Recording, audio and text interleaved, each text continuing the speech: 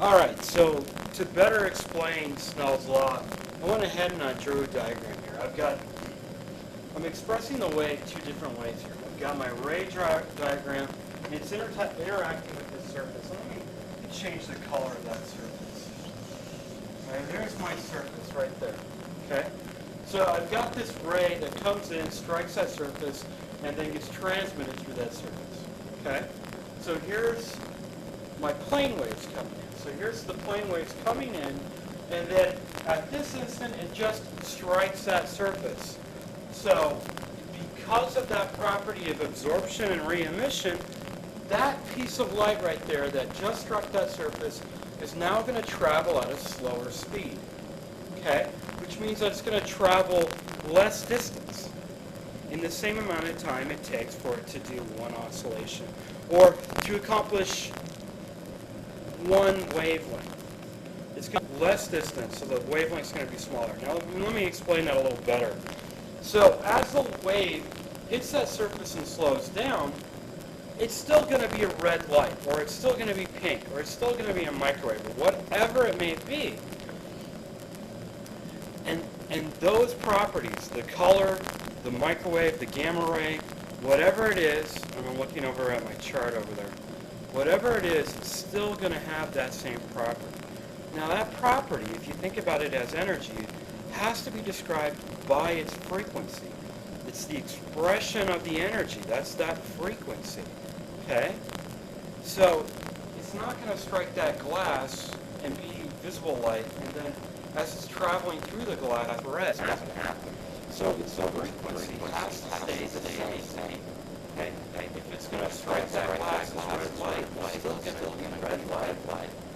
So it's frequency. So that means if it's being damped as it's traveling through that medium, it's letting my camera catch up for a second. It's slowing down through it. As it slows down through that medium, wavelength has to reduce. Like C equals wavelength times frequency.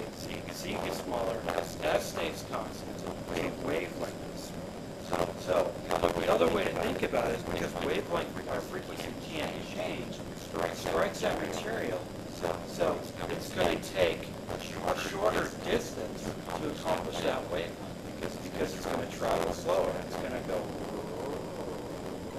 Instead of going really, really fast, it's going slower. Okay? I hope you enjoyed my frequency sound. Okay? So these spaces in between these wavefronts have gotten smaller. And those spaces are wavelength. That's one wavelength, remember? Between wavefronts, that's a wavelength.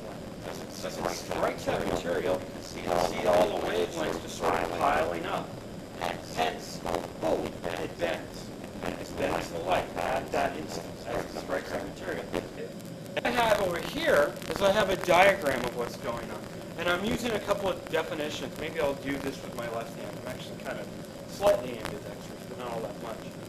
Strikes, and here's the ray that travels through here. Now I've got one wavefront that just barely interacts with that surface. So we're talking about this section of the wave. Okay? Strikes that surface, and then I have another that starts the surface and comes out. Okay? So here's my ray. My wavefront, it has to be perpendicular to my ray. That's the definition of a ray. Same, my ray to be perpendicular to my wavefront. Cool? So that's my geometry. Now I'm going to wipe this down, and so I need a space to work in. Because I'm using water to do my dirty, dry it off so you can see the chop.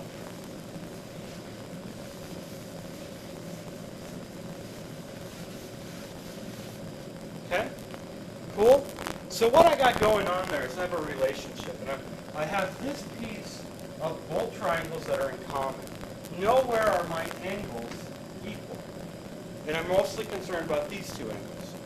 Okay? This angle here, and this angle here. Okay? I'm going to call that theta 1, theta 2. They're not equal to each other. They can't be. This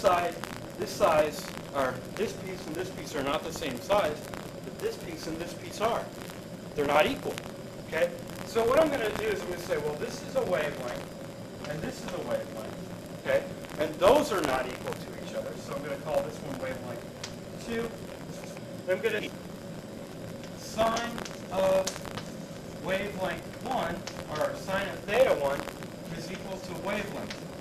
And I'm going to say d sine of wavelength 2, or sine of theta 2, not wavelength 2, is equal to wavelength 2. Okay? Now this d and d is this piece. It's equal. And d that's equal to each other. So just looking at the top one, I get the equation of d equals wavelength 1 sine of wavelength 1. Or sine of theta. Okay?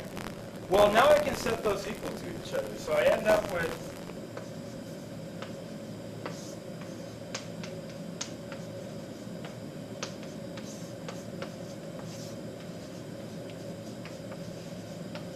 taking this logic and applying it to the sine, or to the second triangle. I get this relationship. I can set them equal to each other because we know that both of those d's are equal. And I get this relationship. I'm going to move this one over to here, okay? And I'm going to use this last bit of board over here to do the rest of it.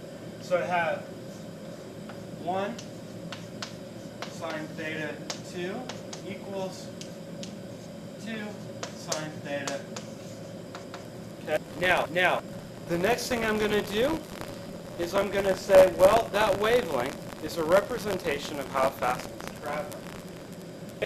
It's giving me the distance. It's a distance by the amount of time it takes to do that one wavelength. In a sense, it's period. Those periods are identical, so I can just multiply all the way across by t. And it's the same t because it's the same frequency, because it's the period frequency. And I end up getting v theta 2 equals v2 sine theta 1. Cool? Now the last I'm just going to do because it needs to be done. We're talking about light. Light has one fundamental property. It has its speed, 3 times 10 to the 8 meters per second. It's talking incredibly fast relative to other things. So treat it as how much faster is it, or how much slower is it in that material. So I'm going to divide everything by c.